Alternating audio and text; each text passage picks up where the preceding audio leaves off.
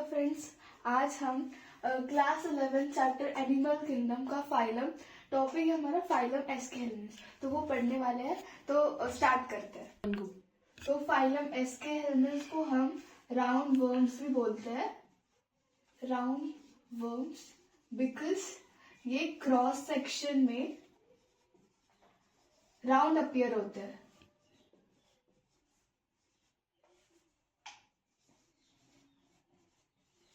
Cross section में round appear होता है, मतलब कि अगर हम इसके कोई भी हिस्से को काटेंगे तो इसके अंदर ऐसे राउंड राउंड अपीयरेंस दिखती है। इसके वजह से ये इनको राउंड वर्म्स बोला जाता है। तो इनकी कैरेक्टरिस्टिक फीचर्स देखते हैं। तो इनका पहला कैरेक्टरिस्टिक हैबिटाट इनका कैसा होता है। इनका हैबिटाट तो ये मोस्टली ये एंडोपैरासाइट होते हैं on other plants and animals. So ये एंडोपैरासाइट है, एंडोपैरासाइट प्रतिकृत कर।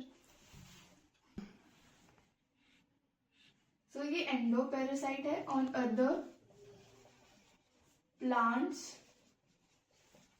और एनिमल्स पर, और ये एक्वेटिक भी होते हैं, टेरेस्ट्रियल भी होते हैं। और एक्वेटिक में ये फ्रेश वाटर में भी पाया जाता है और मरीन वाटर में भी।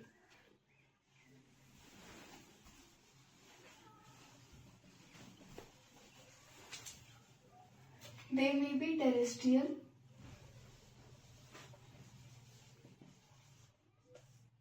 And aquatic.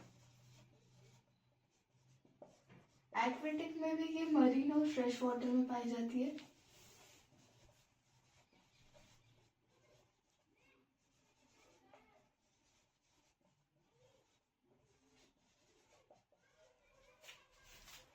और इनका जो जर्म लेयर होता है वो ट्रिप्लोब्लास्टिन होता है।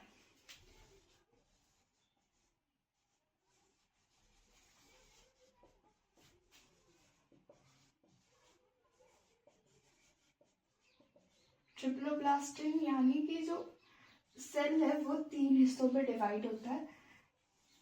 आउटर हमारी होती है एक्टोडर्म, अंदर वाली एंडोडर्म,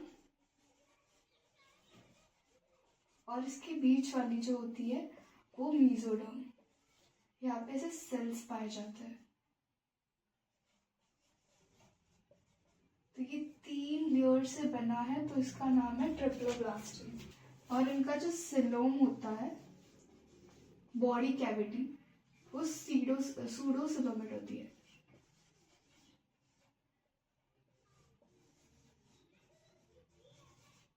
सूडो का मतलब होता है फॉल्स, और सिलोमेट मतलब कि body cavity.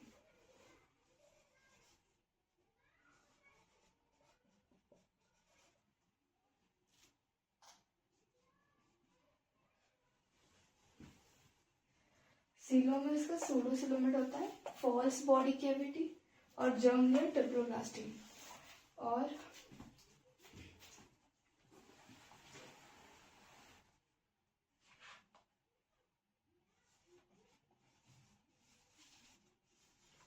Level of organisation,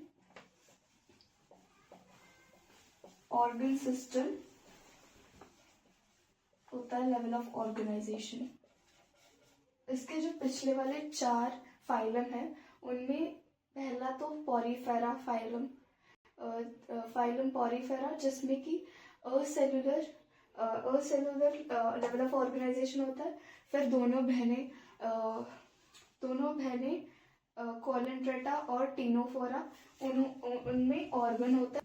तो लेवल ऑफ ऑर्गेनाइजेशन इसमें ऑर्गन सिस्टम होती है। और पिछले ये फाइलम 5th है। तो पहले फाइलम में, फाइलम पॉरीफेरा में असेलुलर लेवल ऑफ ऑर्गेनाइजेशन होती है। फिर दोनों बहनें टीनोफोरा और कॉलेंट्रेटा में टिश्यू लेवल का लेवल ऑफ ऑर्गेनाइजेशन होता है। फिर आती है अपनी प्लेटीहेल्मिन्थ्स। प्लेटीहेल्मिन्थ्स में होता है ऑर्गन सिस्टम, ऑर्गन लेवल का ऑर्गेनाइजेशन होता है और एस के एलिमेंट्स में ऑर्गन सिस्टम वाला होता है। तो उसके बाद बात करेंगे सिमेट्री। इनकी सिमेट्री कैसे होती है? इनकी सिमेट्री बाइलेटरल होती है, मतलब एक सिमेट्री जस्ट लाइक बटरफ्लाई। ये बटरफ्लाई है, तो हम इसको एक प्लेन में एकदम ऐसे लेफ्ट और राइट एकदम सेम, जब कट होगा तो इनकी सिमेट्री बाइलेटरल होती है। बाइलेटरल एज इन कि ये एक प्लेन में डिवाइड करते हैं दो इक्वल हाफ्स में। जैसे कि हमने बटरफ्लाई को कट किया तो इसकी लेफ्ट और राइट साइड मिरर इमेज बनाती है। मेरी डायग्राम पे मत जाना, अच्छे समझ लेना। तो उसके बाद इनका बॉडी फॉर्म कैसा होता है?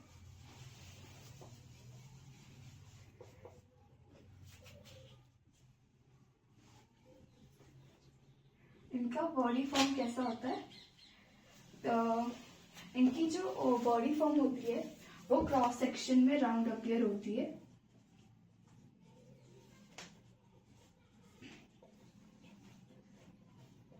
क्रॉस सेक्शन में ये राउंड अपीयरेंस रहती है। वैसे वो बाहर की साइड से वो सिलेंड्रिकल शेप के सेल्स होते हैं। सिलेंड्रिकल शेप के सेल्स नहीं, सॉरी, मतलब उनकी जो बाहर की अपीयरेंस होती है वो सिलेंड्रिकल होती है। और at the both ends they are taper.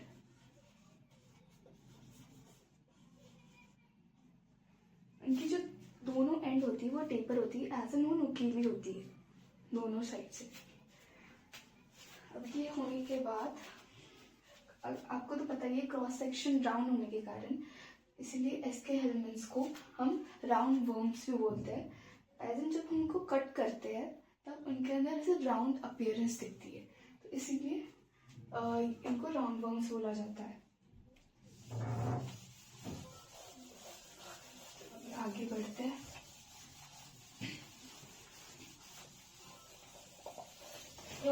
Cutting हो जाए कुछ लग रहा कटिंग में जाए।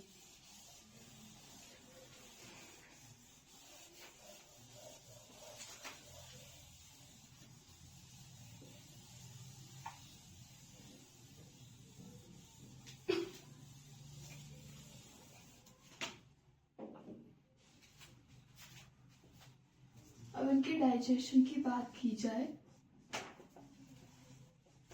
तो इनका डाइजेशन कंप्लीट होता है।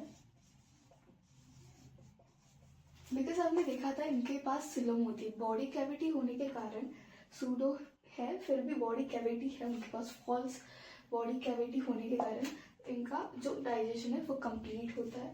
डाइजेशन कंप्लीट है, डाइजेशन कंप्लीट है तो इनके पास एक मस्कुलर फेरिंग्स है। मस्कुलर फेरिंग्स है, मस्कुलर फेरिंग्स इज प्रेजेंट। इनके पास मस्कुलर फेरिंग्स है जो कि इंजेक्शन में हेल्प करती है, help in injection of food. और इनका जो डाइजेशन है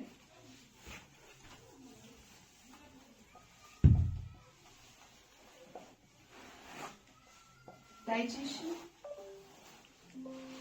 एक्स्ट्रा सेलुलर होता है।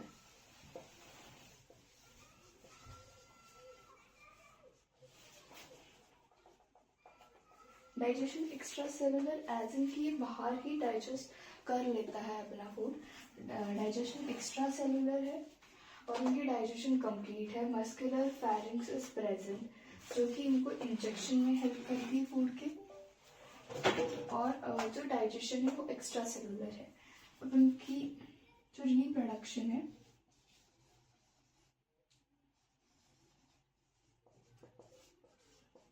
रिप्रोडक्शन सेक्सुअल रिप्रोडक्शन है।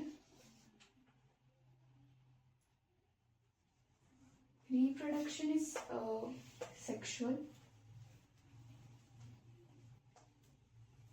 जो इनमें जो सेक्सेस है, सेक्सेस यूनिसेक्सुअल है। यूनिसेक्सुअल को हम डायोशियस भी बोलते हैं।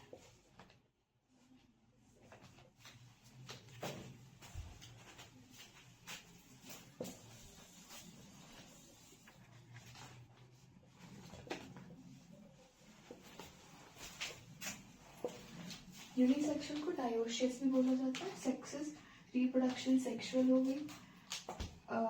एक्सक्रीशन की बात की जाए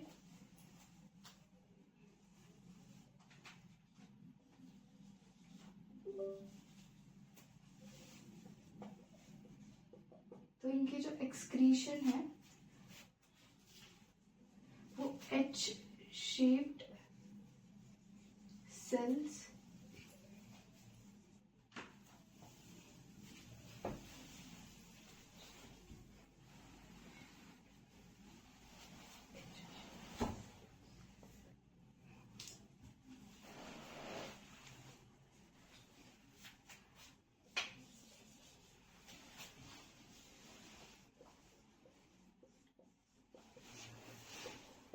एच शेप्ड रिनीड सेल से होती है।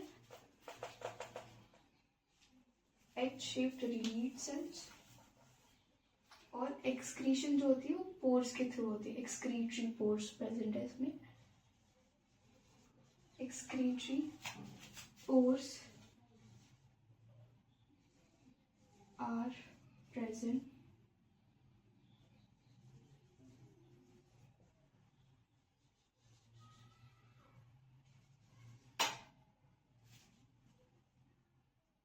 जिसके थ्रू एक्सक्रीशन होता है।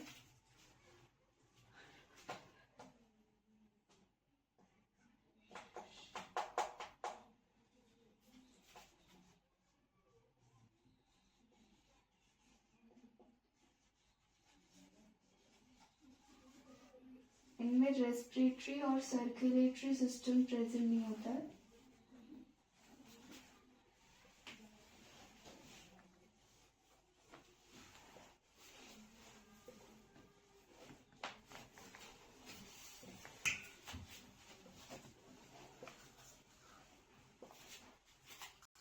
रेस्पिरेटरी और सर्कुलेटरी सिस्टम इनमें प्रेजेंट नहीं होता है। एक्सक्रीशन इनका एच शेप रिनीड सेल से होता है और इनमें एक्सक्रीटरी पोर्स होता है जिनके थ्रू ये एक्सक्रीट करते हैं।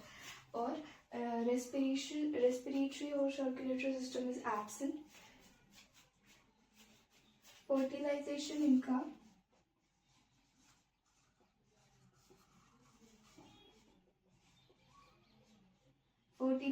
इनका इंटरनल होता है। ये इंटरनली फर्टिलाइज करता है। और इनमें जो फीमेल सेल होती है वो एज कंपेयर टू मेल बड़ी होती है। जैसे कि मैं डायग्राम बनाती हूँ यहाँ पर।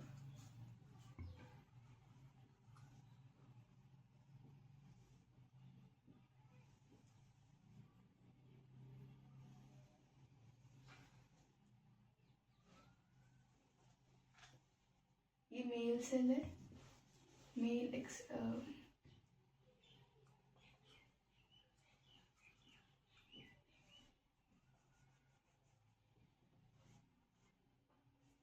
मेल थोड़ा सा नीचे से मुड़ा हुआ होता है।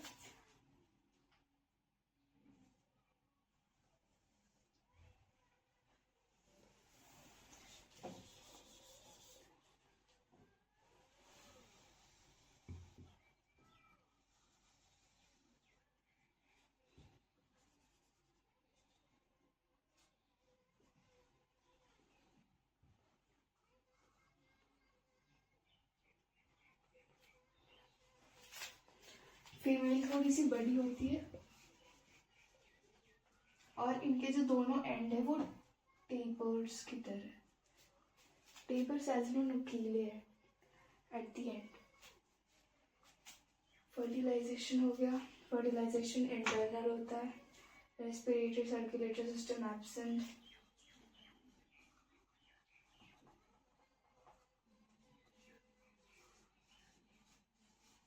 इनका जो डेवलपमेंट होता है, डेवलपमेंट इज डायरेक्ट और इनडायरेक्ट।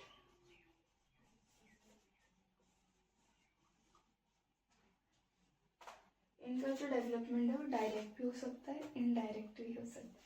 का जो डेवलपमेंट है वो डायरेक्ट भी हो सकता है और इनडायरेक्ट भी हो सकता है।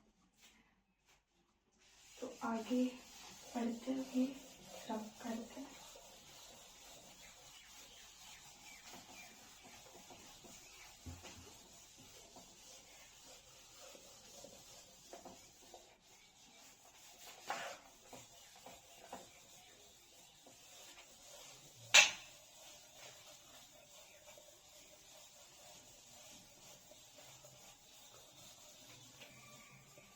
और एक बात जो सेक्सेस में है, सेक्सेस की बात की जाए तो यूनिसेक्सुअल है और इनमें एस्कार्सिस इनको कॉमन नाम है इनका राउंड वर्म।